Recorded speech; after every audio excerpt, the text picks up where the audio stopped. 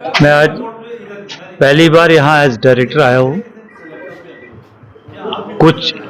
Issues थे इस बारे में जो डिस्कस भी करने थे बीएमओ साहब और सीएमओ साहब के साथ यहाँ पे, वो डिटेल में मैंने बीएमओ साहब के ऑफिस में डिस्कस किए। अब इसके बाद हम इस नई बिल्डिंग जो यहाँ अंडर कंस्ट्रक्शन बिल्डिंग है इसमें आए, तो यहाँ पे जो मेजर इश्यूज है वो मैंने ऑब्जर्व किया, वो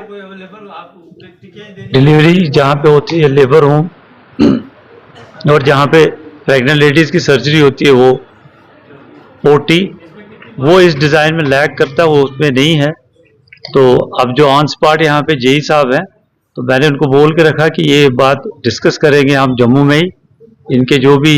यहाँ पे आर्किटेक्ट्स हैं वो वहाँ पे आएंगे मेरे ऑफिस में, तो उनके साथ डिस्कस करके, ताकि ये जो बिल्डिंग है यहाँ पे एमसीएच की पूरी सेक्शन एक चले, एक पूरा ब्लॉक होना चाहिए जिसमें सिजेरियन भी प्रॉपरली होंगे और उसके अलावा जो डिलीवरीज होती हैं उसके लिए एक प्रॉपर सेक्शन होगी, और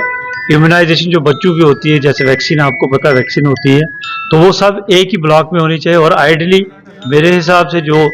लेबर रूम है वो नीचे ही होना चाहिए, ग्राउंड फ्लोर पे ही। तो मेरी पूरी कोशिश है कि वो इसी बिल्डिंग में ग्राउंड फ्लोर पे ये सारी एक्टिविटीज जो फैसिलिटीज है ये प्रेग्नेंट लेडीज को और बच्चों को अवेलेबल हो। ये इस बारे में मैं देखूंगा कि इसका क्या इश्यू है, बट अभी हम नहीं डिसाइड कर सकते कि ये 40 बेडेड है 100 बेडेड है। हो सकता है कि उसी की इनने एक्सटेंशन दिखाई हो, इसमें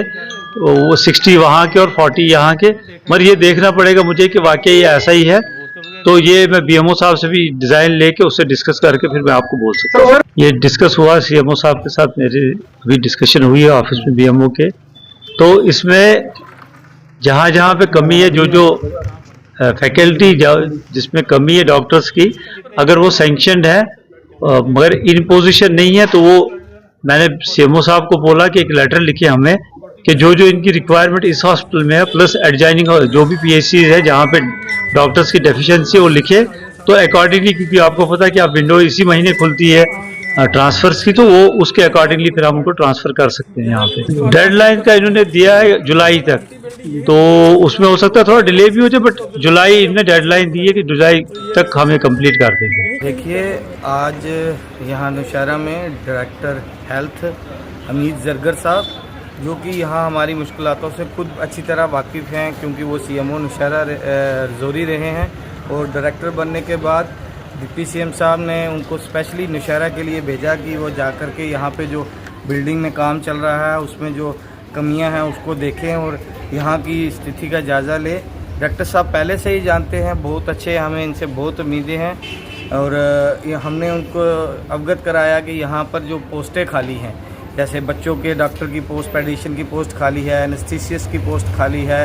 और उसको लेकर के हमारे जो यहाँ पर गायनकोलॉजिस्ट की पोस्ट जो है एक वो खाली है, आर्थो की पोस्ट को सैंक्शन करने के लेके आई की पोस्ट सैंक्शन कर ली, ये सारी तमाम चीज़ें हैं वो यहाँ से हमने जो हमारे नोटिस में थी हमने बताई हैं। तो मैं लोगों को यकीन दिलाता हूँ कि हमारे जो डिप्टी सीएम साहब हैं और वो इस चीज़ को लेकर के बड़े ही सीरियस हैं। उन्होंने